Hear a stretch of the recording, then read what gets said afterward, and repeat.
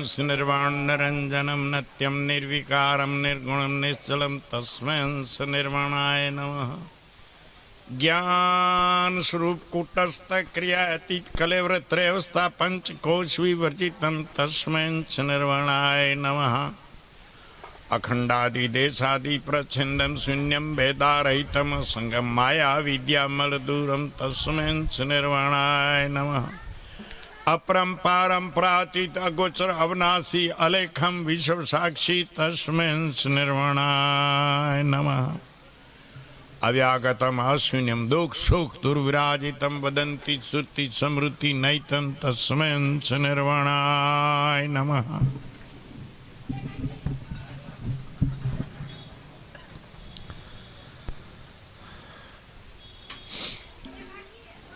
पवित्र श्रोताजनों,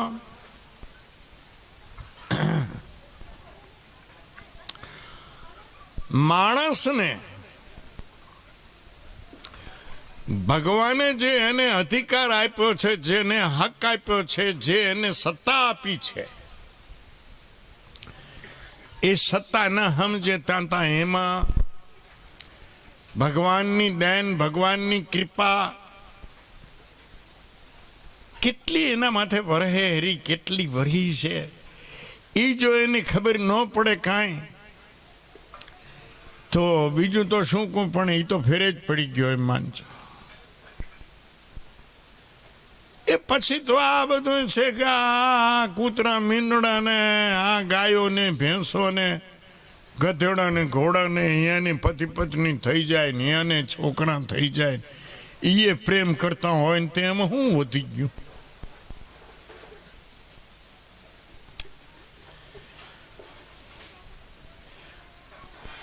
વાત યાદ રાખજો, બરાબર સમજવાની કોશિશ કરો. ભગવાને રાખ્યો છો શું એની પાસે, તે ભગવાન ભગવાન કરો છો. ભગવાને બધું આપી દીધું છે, એનો સદુપયોગ કરો તો ભગવાન, ભગવાન નહીં કરો તો વાંધો નથી. એના આદેશને માનો. રૂગા રૂગા ભગવાન ભગવાન કરો એમાં શું કરવાનું હતું? હે, કરતા હોય કરો અને પછી ભગવાન ભગવાન કરો એમાં તો શું છે? ભગવાનના આદેશને માનો. ભગવાને જે તમને અધિકાર આપ્યો છે, જે સત્તા આપી છે, જે શક્તિ આપી છે, એને સમજીને એનો સદુપયોગ કરો. ભગવાને કાંઈ રાખ્યું નથી.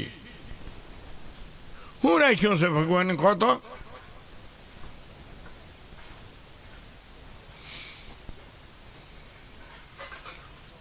ભગવાનને દયાળુ કહેવાનો અર્થ જ એ છે કે ભગવાને કાંઈ રાખ્યો નથી એટલે જ દયાળુ. બાકી તો તમે આ ખેતી કરો, નોકરી કરો, વેપાર કરો, એ પૈસા મળે એ તો તમારી મજૂરી છે, એ દયા નથી. દયા તો એટલે દયાળુ છે કે ભગવાને કાંઈ રાખ્યું નથી, બધું માણસને આપ્યું છે.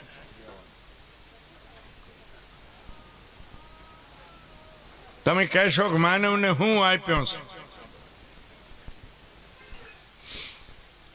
માનવને એ આપ્યું છે કે ભગવાને જટાવી લીધું હોય, છીનવી લીધું હોય, પડાવી લીધું હોય ને એ માનવ આપી શકે. સાંભળજો, અને જેને શંકા રહી જાય પ્રશ્ન પૂછજો. ભગવાન છીનવી લે એ માણસ આપી શકે?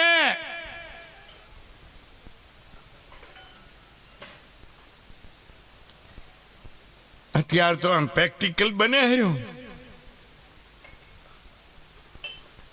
ઘણા માણસોની આંખો ભગવાને લઈ લીધી, ડોક્ટરો આપી દે છે. માનવું છે કે નહીં? આ ઘણાની કેટલી ભગવાન બગાડી નાખે, માણસ બીજી નાખી દે છે. નથી માનવું?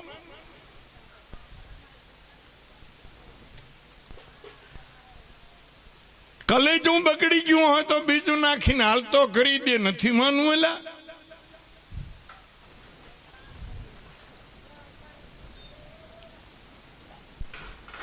શું વાંધો?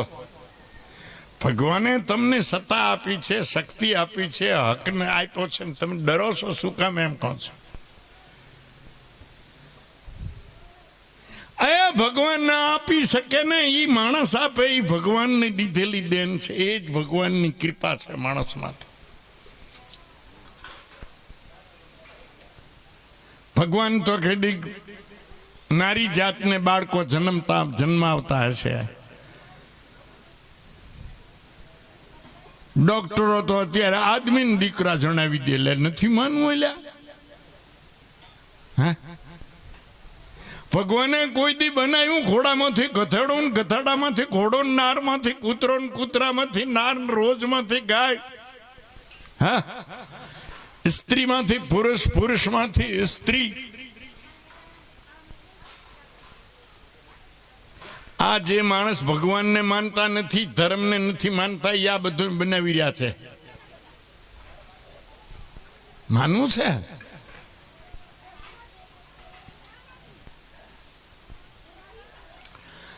આ મંદિરો વાળા ભગવાનને મંદિરો વાળી માતાજીઓ છે ને, અહીંયા કાંક હીરા જવાહરાત નાખી આવો ને પછી એની ચોકી ન કરજો, લઈ જાય ત્યારે એને પૂછજો કોણ લઈ ગયું છે.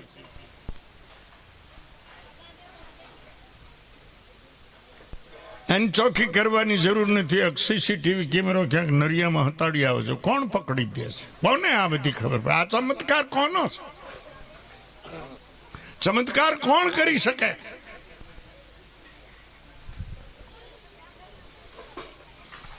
ચમત્કાર કરવાનો એક જ માણસને અધિકાર છે. દેવી દેવતાઓને અરે ના, હા, તમે જે દેવી દેવતાઓ કહો છો એ હતો તે દી સારા હતો, મારો વિરુદ્ધ નથી. અહીંયા એ સારું જીવન જીવી ગયા. તમે જીવતા માણસને દેવ કહો તો મારો વિરુદ્ધ નથી. જીવતા માણસને ભૂત કહો તોય મારો વિરુદ્ધ નથી, પ્રેત કહો તોય મારો વિરુદ્ધ નથી.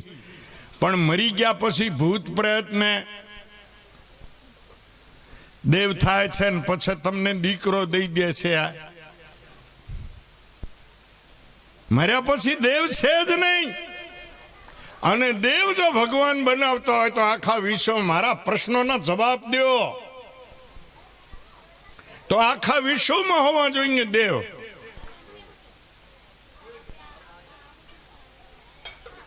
દેવ ભગવાન બનાવતો હોય તો બધી કોમમાં હોવા જોઈએ. આમાં તો ઘણા ખરેખર જન કોણ જાણે, માતાજી કાકા દાદાની હતી મારા માથે ખીજાઈ જાય ઘણે ઠકાણે.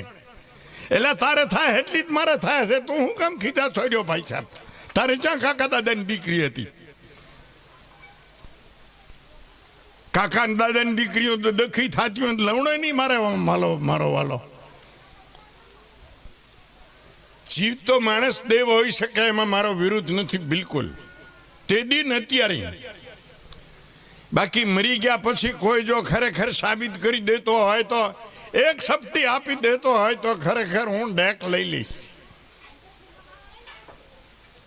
એવો કોક જો હોય, એવો ધૂણતો હોય ને એને બરાબર વિશ્વાસ હોય તો એક સપટી આપી દે મને. અમારે સાધુને આટલું બોલાતો નથી, પણ હું સમજાવવા માટે મારે આવું બોલવું, વધારે બોલવું પડે છે.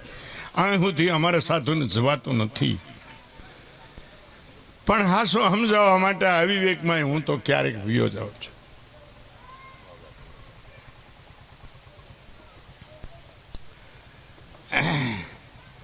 ભગવાનને આ પરિવર્તન કરવું હોય ત્યારે ભગવાન પણ માનવનું શરીર ધારણ કરે છે.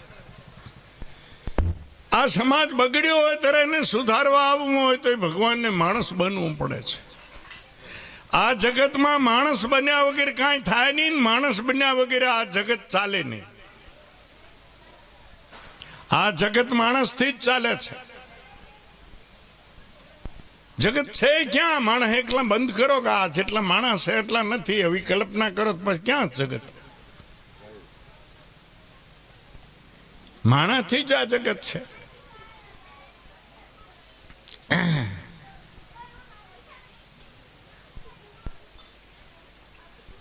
આ બધું કોનું માની લીધું છે એમ જરાક પૂછવાનું મન થાય છે.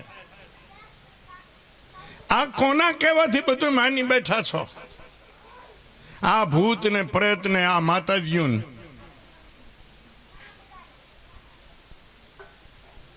એ કાંઈ હું બીજાને 2 જણાને મેં મારી લીધું છે, પણ એ કે મારા કાકા દાદાની નથી. તો યાદા માણસ આવું, આ હું મારી જ વાત કરું, મારી મૂર્ખતા આવી હતી, બીજાને હું કહું. હવે શાસ્ત્રોમાં જ આવવું પડશે, ક્યાંક સાબિત તો કરવા જોઈશે. શું રામાયણમાં ભલા ખરા દેવોને માન્યા છે કે એની પટ્ટી ઉતારી છે ભગવાને, અથવા તો તુલસીદાસે અને વાલ્મીકી?